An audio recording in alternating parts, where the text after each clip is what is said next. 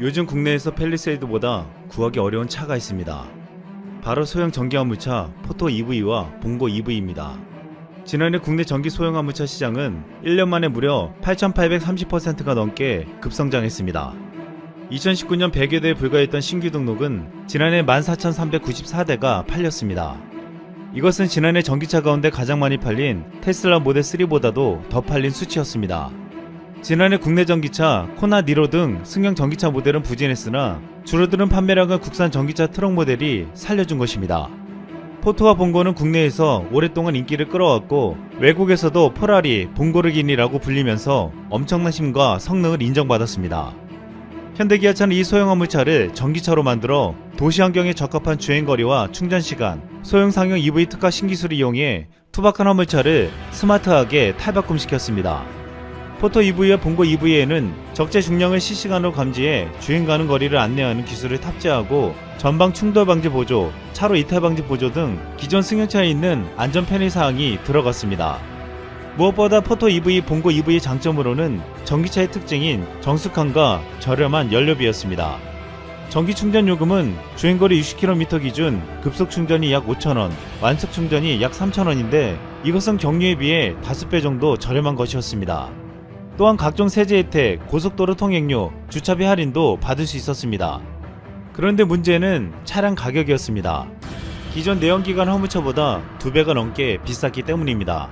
하지만 이것도 정부의 적극적인 지원 정책으로 해결되었습니다. 포토 EV 출고 가격은 4천만원에서 4,300만원인데 국고 보조금 1,800만원과 최대 1,000만원의 지자체 보조금을 받으면 내연기관 포토보다 저렴한 1,300만원대에 구매가 가능했습니다. 또한 전기차를 구매하면 신규 허가가 제한된 화물 운수 사업자 면허가 나온다는 것도 큰 호응을 얻어냈습니다. 원래 소형 화물차로 사업을 하려면 기존 면허 소유자에게 웃돈을 주고 번호판을 양도받아야 하지만 소형 전기 화물차를 구매하면 이러한 과정을 생략하고 신규 면허를 받을 수 있었습니다. 이로 인해 국내 소유자들은 싼 가격의 전기 화물차를 사서 더 안전하고 편리하게 사용할 수 있었습니다. 정부의 입장에서는 배출가스를 절감시키는 큰 효과를 보았습니다. 서울시는 대기오염에서 도로 이동이 미세먼지의 70%, 질소산업물 발생의 60%를 차지하는 것으로 분석했습니다. 이 가운데 미세먼지의 50%와 질소산업물의 40%는 화물차가 내뿜는데 국내 전체 화물차의 70%는 1톤 트럭이었습니다. 특히 1톤 트럭은 도심 내에서 잦은 정차와 공회전을 하는 주행 특성을 가진 탓에 국민 건강에 직접적인 악영향을 주었습니다. 하지만 이렇게 대기오염의 주범이라 불렸던 소형 화물차가 전기차로 바뀌면서 대기오염을 줄이는데 큰 기여를 하게 된 것입니다. 앞으로 현대차는 전기트럭 라인업을 확대하여 상용 전기차 시장에서 꾸준히 입지를 넓힐 계획을 세우고 있습니다. 이 일환으로 최근에 우체국과 업무 협약을 맺고 내년부터 중형트럭 마이티를 물류형 전기트럭으로 시범 운행하기로 했습니다. 최근 현대차가 투자한 스타트업 카누는 스케이트보드형 전기차 플랫폼을 개발하고 다목적 전기트럭 MPDV 개발 계획을 공개했습니다. MPDV는 진칸이 폐쇄된 벤 차량 형태의 다목적 전기트럭으로 최대 370km까지 주행이 가능합니다. 가격은 3,600만원부터 시작할 계획으로 내년에 본격적으로 양산할 계획을 세우고 있습니다. 카누는 작년 초에 애플을 인수하려고 했지만 카누 측이 더 많은 투자를 요구해 협상이 결렬되었다고 알려졌습니다. 애플이 카누에 눈독을 들인 것은 전기차 플랫폼인 스케이트보드 때문이었는데 이것은 자동차 실내 디자인에 더 큰 유연성을 제공하는 설계로 높게 평가받았습니다. 하지만 결국 애플은 카누 인수에 실패하고 알려진 바와 같이 현대차의 힘을 빌어 애플카를 추진하려 하고 있습니다. 현대차는 카누와 같은 스타트업에 투자해 전기차를 개발하고 올해 자체적으로 첫 전기차 전용 플랫폼 eGMP를 탑재한 아이오닉5를 내놓습니다. 아이오닉5는 완충시 최대 450km를 달릴 수 있고 최고 출력 313마력, 정지 상태에서 시속 100km까지 도달하는데 5.2초밖에 걸리지 않습니다. 아이오닉5는 테슬라를 앞다울 정도로 지금까지 나왔던 어떤 전기차보다 뛰어난 주행 성능과 효율성을 가지고 있습니다. 일각에서는 현대차가 테슬라 독주를 막을 아이오닉5를 내놓았다며 이 차를 우스갯소리로 테슬라 킬러라고 부르고 있습니다. 김필수 대림대학교 자동차 공학과 교수는 과거였다면 테슬라의 일방적인 승리라고 볼 수 있겠지만 아이오닉5의 완성도가 뛰어나 올해 치열한 경쟁이 예상된다며 전기차에 대한 브랜드 이미지는 테슬라가 아직은 높지만 아이오닉5가 옵션, 차의 완성도, 디자인, 가격 경쟁도에 이르기까지 뒤지지 않는 모델이어서 테슬라의 독주가 올해는 어려울 것으로 예상된다고 말했습니다. 현대차는 이제 2021년을 기점으로 미래차에 대한 본격적인 도전을 시작하고 있습니다. 그런데 반면 내연기관 자동차에서 한 시대를 풍미했던 일본은 전기차에서 열세를 보이고 있습니다. 이와 관련해 최근 한 일본 방송에서는 어이없는 주장이 벌어지며 논란이 되고 있습니다. 이 방송에서는 전세계 전기차 탑10에 일본차 이름이 없다며 의아해했습니다. 그 이후로 세계 최고의 기술력을 자랑하는 일본 자동차가 서양의 게임 규칙 변경으로 궁지에 처해 있다고 했습니다. 그러면서 왜 일본이 전기 자동차에서 뒤처졌냐는 질문이 나왔습니다. 한 전문가는 전기차를 만들 때 제조 비용이 굉장히 높기 때문에 고객들이 비싸서 사지 않을 것이라고 생각했다고 했습니다. 보조금이 없다면 팔리지 않을 것이라고 생각한 것입니다. 그런데 일본이 이렇게 생각하는 사이 유럽 각국은 보조금과 세제 혜택으로 자국의 전기 자동차를 응원하면서 일본이 탑을 달리는 하이브리드를 배제시켰다고 했습니다. 하이브리드 차에서 일본이 너무 강하기 때문에 이를 피해 전기차를 만들었다는 것입니다. 그러면서 이런 비유를 들었습니다. 유도에서 한판 승으로 이기는 승부가 나다가 프로 레슬링과 같은 유도로 변한 시기가 있었다고 했습니다. 이것이 일본 선수가 너무 강해서 규정을 변경했기 때문이라고 했는데 전기차도 그렇다는 것입니다. 우리 네티즌들이 이 방송을 보고 정신승리 오지네 라는 반응을 보였습니다. 일본은 실제로 하이브리드 시장에서 강세를 보이자 이에 안주하고 새로운 시대의 전기차 개발에서는 뒤처지고 있다는 말을 듣고 있습니다. 그래도 일본이 큰소리치면서 개발에 앞서고 있다고 자신하는 것이 있습니다. 바로 전고체 배터리입니다. 지난해 12월 일본 도요타는 전고체 배터리 기술을 확보했다고 밝히면서 올해 중 전고체 배터리를 탑재한 전기차 프로토타입을 출시한다고 선언했습니다. 삼성 SDI를 비롯한 국내 업체들은 이에 예의주시하며 기술 개발에 속도를 내고 있습니다.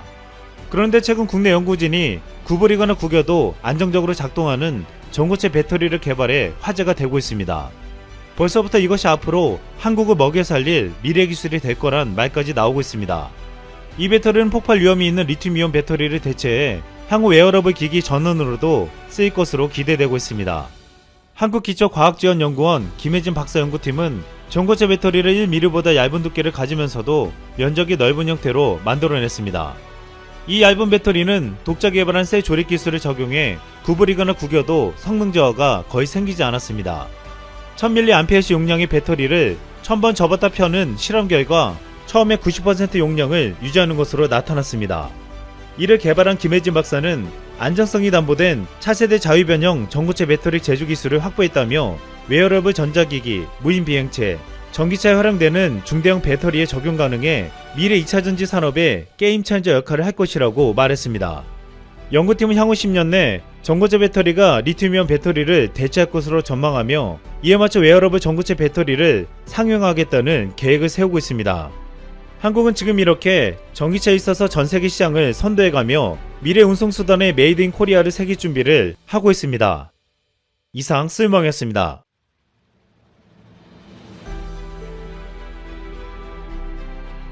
입니다. 한국에서 카카오톡이 없다면 생활이 불편하고 대만과 일본 등 아시아권에서는 네이버에 라인이 없으면 안 됩니다. 특히 일본에서는 10명 중에 8명이 라인을 한국의 카톡처럼 이용하고 있습니다. 지난해 8천만 명의 이용자를 확보한 네이버의 라인과 5천만 명의 야후 재팬이 합작을 해서 독립법인 Z홀딩스를 설립했습니다. 이제 일본 최대의 인터넷 플랫폼 기업이 제공하는 라인이 없으면 일본인들의 일상생활이 불가능할 정도입니다. 일본에서 라인이 제공하는 사회공헌 서비스 중에서 가장 중요한 것은 지진 재해 방제와 피해 축소 정보 제공 시스템과 서비스입니다. 그동안 크고 작은 지진 재해가 발생할 때마다 라인이 많은 일본인들의 목숨을 구해주었지만 앞으로 더 큰 규모의 예상하지 못한 지진이 발생할 때에도 큰 역할을 감당해야 합니다. 이뿐 아니라 다양한 분야에서 라인이 일본인들의 생명을 살리는 활동을 하고 있기도 합니다. 동양경제는 12일자 시나리오에도 없는 거대한 재앙을 극복하기 위해 필요한 방제 기술이라는 제목의 기사에서 SNS를 활용한 소통 기능이 매우 중요하다고 지적합니다.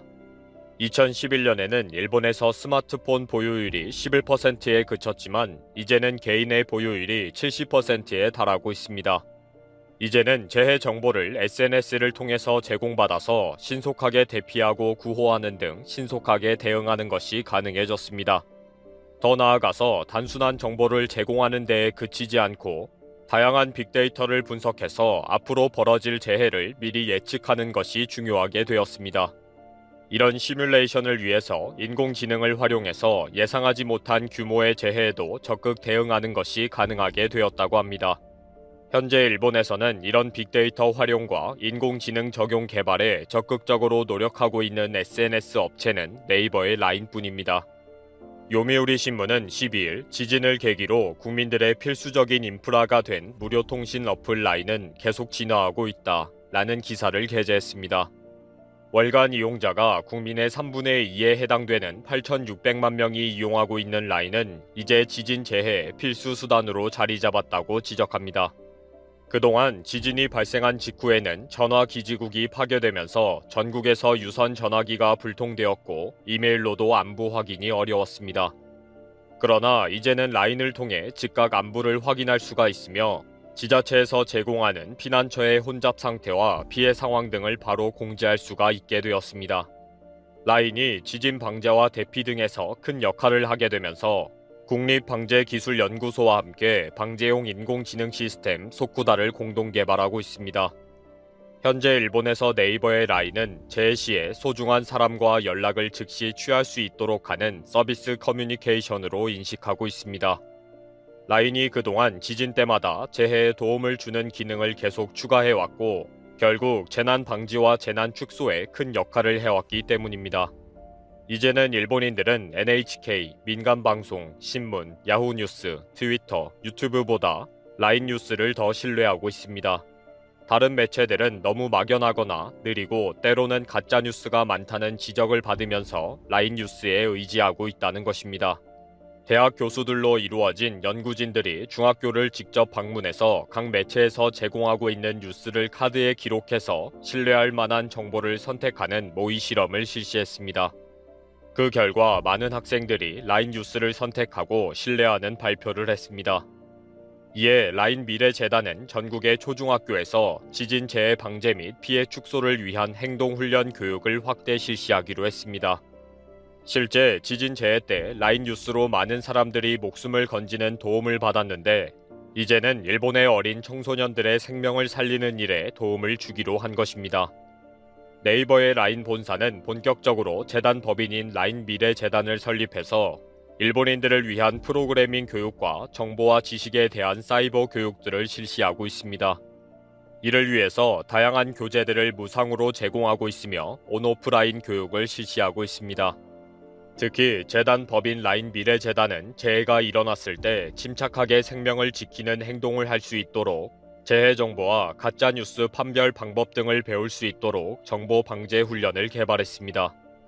라인은 지진 재해 방제 서비스뿐 아니라 다양한 분야에서 일본인들의 생명을 살리는 일에 기여하고 있습니다.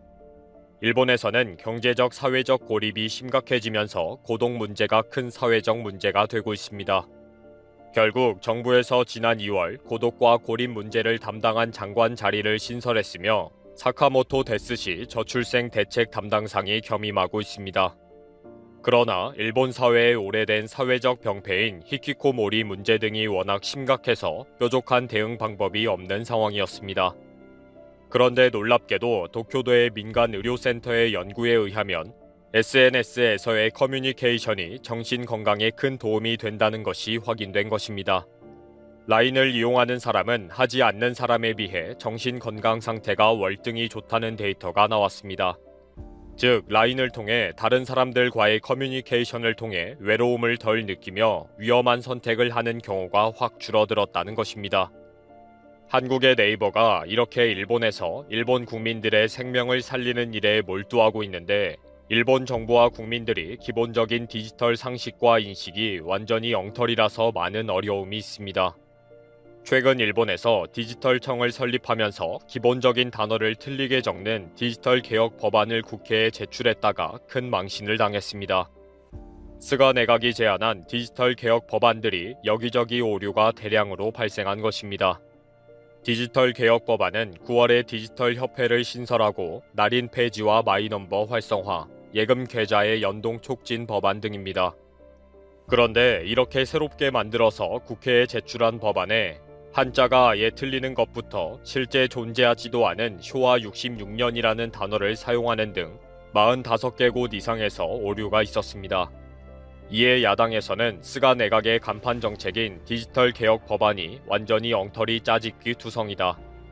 디지털 법안을 디지털을 사용해서 작성하지 않고 발로 작성했다 라고 강력하게 비난하고 있습니다. 그리고 그렇게 중요하다는 법안이라면서 어떻게 제대로 확인조차도 하지 않고 국회로 들고 올 수가 있는가? 국회의원들에게 인쇄해서 배부한 것도 잘못이지만 오류투성이 법안을 어떻게 정부 웹사이트에 버젓이 올릴 수가 있는가? 라고 비난했습니다. 일본 정부는 부랴부랴 법안 인쇄물을 수거했고 큰 잘못을 했다. 오류를 일일이 수정해서 새로 인쇄하겠다. 라고 사과를 했습니다. 히라이 디지털 담당상은 진심으로 사과한다. 공무원들이 각각 맡은 일에만 충실하고 서로 책임을 미룬 것 같다. 재발 방지팀을 만들겠다. 라고 답변했습니다. 물론 야당은 이런 말도 안 되는 실수를 하는 사람들에게 일본의 디지털청을 맡겨도 괜찮을까 하는 생각밖에 안 든다. 라고 비판했습니다. 고노다로 같은 인간이 행정개혁을 담당하고 디지털화를 책임진다는 것도 개그 콘서트인데 디지털이 뭔지를 전혀 모르는 공무원들이 업무를 추진하고 있으니 되는 일이 하나도 없는 것입니다. 몇십 년 동안 종이 서류에 도장만 찍다가 듣도 보도 못한 디지털이라는 것을 다루다 보니 생쇼를 하고 있는 일본입니다. 한국의 네이버가 섬나라 일본인들을 위해 고군분투하며 생명을 살려준다고 하니 정말 고생한다는 생각이 먼저 드네요.